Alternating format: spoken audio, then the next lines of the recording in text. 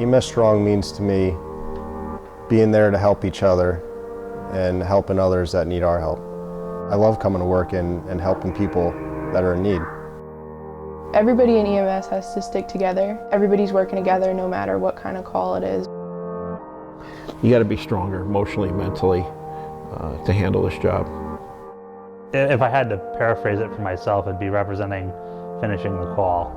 You don't get the chance to ever back out of something. You can't quit and say, I'm going to go home today, or I'm going to go home sick in the middle of a call. You have to handle what's in front of you. So I'd say probably for myself, being EMS Strong is being able to suck it up and handle things that you're quite honestly, you're scared of. It takes a special kind of person. This isn't for everybody. You have to have empathy. If you don't have empathy, you can't be in this business.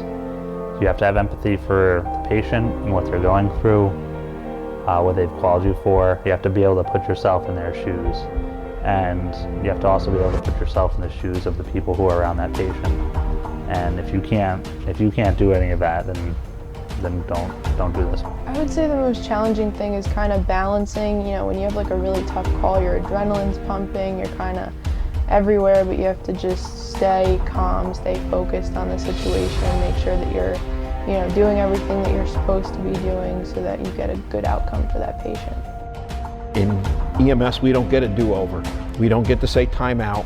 We don't get to say, let's do it over, or have somebody come back to the window of the ambulance and say, you screwed up my order. We have to be on 24/7. We have to be right. If we screw it up, we killed somebody. We have to be right. And I think that challenge of being right 24/7 is a drive that we have to have. There's the calls that didn't end well. You're always going to have anniversary dates of specific incidents that affect you, spots that you go by on the roadway. It's always amazed me that there can be such horrific accidents where there is such energy that was used to hurt somebody and there's nothing left in the roadway except the roadway. Because after a couple of weeks, the glass and the shattered remains of the vehicle are cleared, and with the exception of some flowers on the side of the road, life is going on. There's a lot of things that you see that you wish you didn't see, or maybe things that you're glad you saw because it gave you a different perspective or outlook on life, so it can be a positive thing. My name is Megan Clem, and I'm 18 years old. Bradley Hildenbrand, I'm 30 years old. Craig Elderkin, and I'm 57. My name is Robert Ridley, and I'm 34 years old. I got involved in EMS mainly because I want to go to med school one day, and I thought that this would be a good, good opportunity to kind of get some experience into the medical field. I got involved with the EMS 4 years ago. I really wanted to become a firefighter, and being EMS was part of the job, so I took this on as well. I am starting my 39th year in EMS. Started out as a first responder in 1977 with Roosevelt. Training-wise, there's been a lot of interesting training opportunities over the years. I've gone to some conferences. I've gotten to ride in other agencies in different parts of the country, and I've even gotten to had the opportunity to reach out across the globe over to London, England, to see how paramedicine is done over there and how emergency services are delivered, and it was an eye-opening experience. Over the 38 years, I've seen a lot, man. When I first joined, it was advanced first aid, and here's your little white EMS jacket, with the rescue squad name on the back.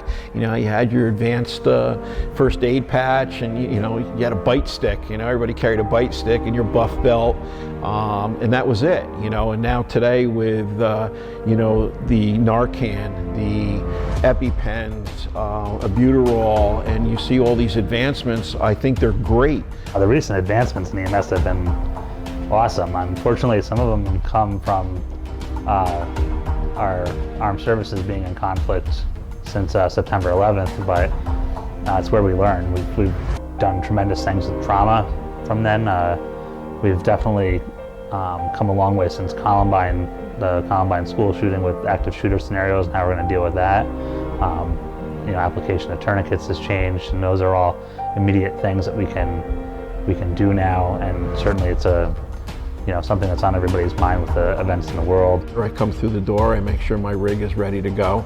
I try to find out where my partner is, emotionally and mentally. Physically, a lot of us are here, but emotionally and mentally, we could be somewhere else, and that could be a distraction from our home lives or family lives. So I try to make sure that the guys I'm working with are here. They need to have my back as I have to have their back. Just kind of like going over in your head, all the possible situations that you could run into, I think is kind of how I, transition from, just chilling out on the couch watching Netflix to actually getting into that mode.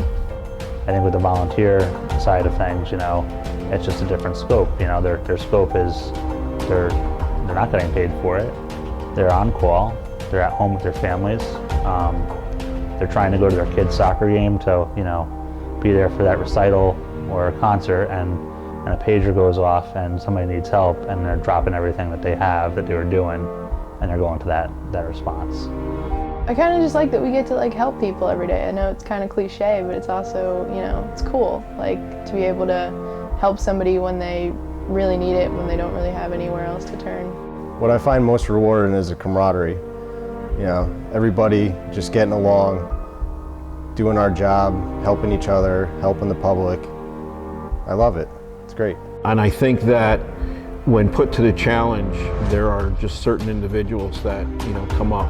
And again, when you're done with that call and you come back to the station and you have that cup of coffee and you relax and you critique it amongst yourselves, I think there's some pride. There's some, in what you did. There's that satisfaction that you did your job and you did it the best. Most rewarding thing about this job is getting to help people. Being that calm in a storm when you walk in, whether it's like a chaotic accident scene or just a mother whose baby has gone into a febrile seizure, and you get there and they're still in that panic state, and you're able to tell them it's going to be okay. And you see that trust that's in the public is pretty cool.